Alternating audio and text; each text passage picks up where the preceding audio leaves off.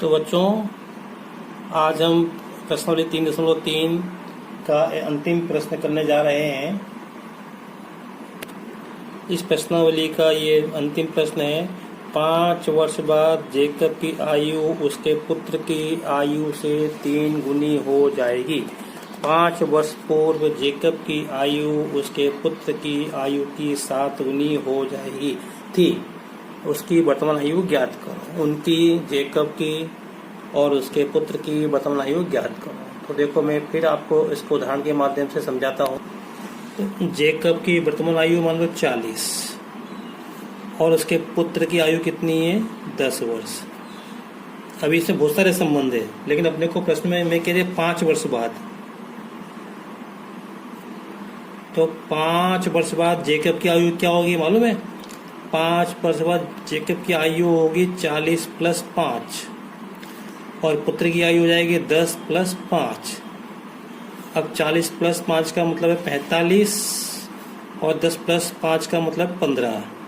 अब आप देखो, 5 वर्ष बाद जेकब की आयु 45, पुत्र की आयु 15। तो 45 और 15 में क्या संबंध है? जेकब की 45 15 के 3 गुने के बराबर है।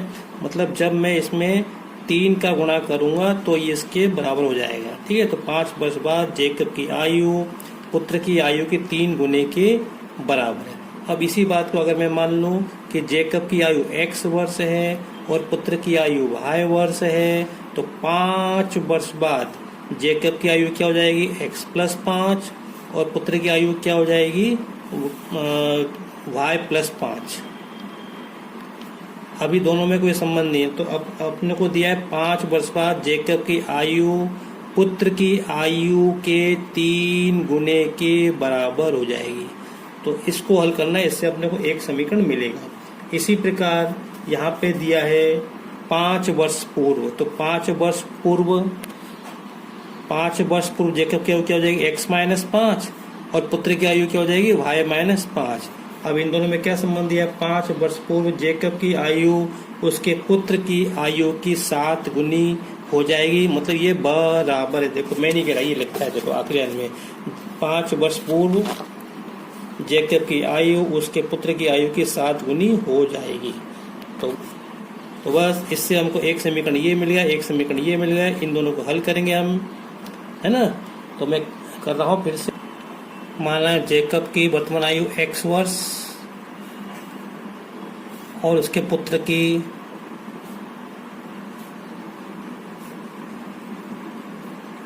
वर्तमान आयु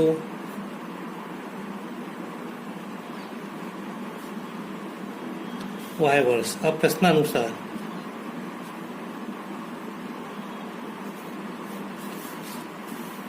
5 वर्ष बाद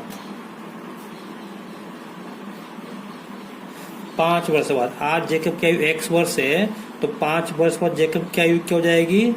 x + 5 और उसके पुत्र की आयु क्या हो जाएगी? y + 5। दोनों में क्या संबंध है? 5 वर्ष बाद जेकब की आयु उसके पुत्र की आयु के 3 गुने के बराबर हो जाएगी।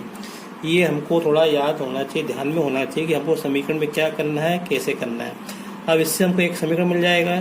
तो 3 का गुणा कोष्टक में कर दो, तो ये हो जाएगा x + 5 = 3y + 15। अब अपने को मालूम है समीकरण में x और y वाले पद एक तरफ होते हैं। तो x - 3y = 15 - 5 को हम उधर ले गए तो प्लस के थे तो माइनस के हो गए। तो x - 3y = 15 से 5 गए तो 10। ये हो गया हमारा समीकरण नंबर 1। ये 10, ये एक समीकरण नंबर 1 हो गया। अब उसके बाद दूसरी शर्त से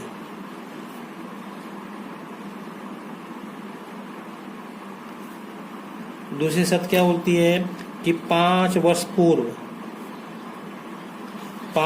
पूर्व का मतलब ये है कि x - 5 जेकब की आयु 5 साल पहले कितनी होगी? x - 5 और उसके पुत्र की आयु कितनी होगी? y - 5। अब दोनों में क्या संबंध है? 5 वर्ष पूर्व जेकब की आयु उसके पुत्र की आयु की 7 गुने के बराबर है। ये 7 गुने के बराबर। इसको हल कर लेते हैं। तो x - 5 = 7y - 7 × 35 तो x ये 7 इधर लाओ तो माइनस हो जाएंगे, 5 को उधर ले जाओ तो माइनस के तो प्लस के हो जाएंगे, तो 5 माइनस 35, तो x माइनस 7y बराबर 5 माइनस 35 माइनस के 30।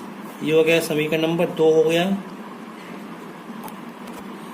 एक समीकरण ये रहा, एक समीकरण ये रहा, इन दोनों को हल करना है प्रतिस्थापन विधि से। तो अब मैं समीकरण 1 से जैसे अपन पिछले प्रश्न में करते आए यहाँ से x का मान अपन निकाल लेंगे। तो प्रतिस्थापन विधि से कर रहा हूं मैं एक तो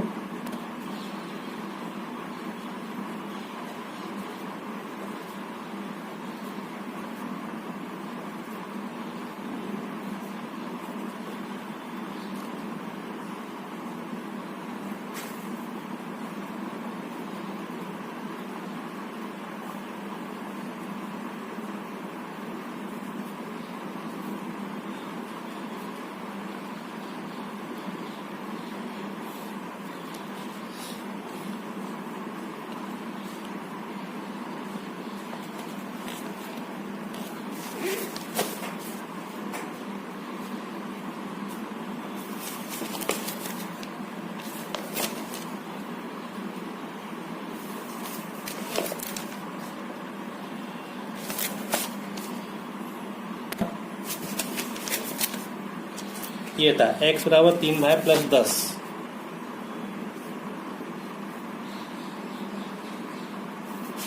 तो जाएगा x बराबर 3, y के स्थान पे कितना रखोगे 10, कहाँ से ये रहा 10, 10 प्लस 10 तो 3 10 या 30 और 10 40, तो x बराबर कितना आ गया 40। तो x अपन ने क्या माना, जेकब की आयु मानी थी और पुत्र की आयु y मानी थी, तो 10 उत्तर में लिख दो।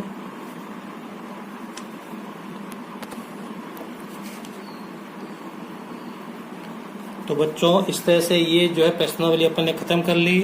अब इसके बाद मैं आपको बताऊंगा विलोपन विधि के सवाल कि विलोपन विधि कैसे है, इन्हीं समीकरणों को अपन विलोपन विधि से कैसे हल करते हैं।